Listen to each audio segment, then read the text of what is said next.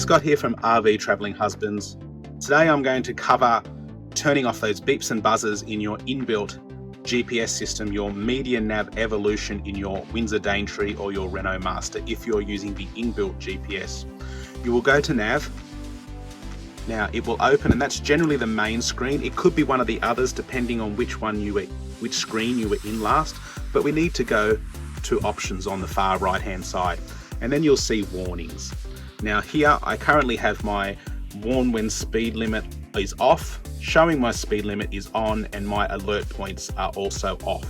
You can turn off showing the speed limit, you can turn on anything you like and have it set to your own desired effects.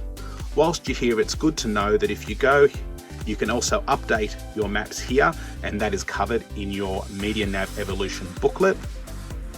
And you can also change your map settings, so you can choose your viewpoint from 3D, 2D, how large the screen is, if you have motorway views on or off, or turning off your points of interest markers. You can also change your voices. Everything is under options here. Otherwise, you're creating a route, or you can choose your history or your coordinates when you're using the GPS. That is how to get rid of the beeps and buzzers in the standard unit in the Windsor Daintree. Thanks for watching.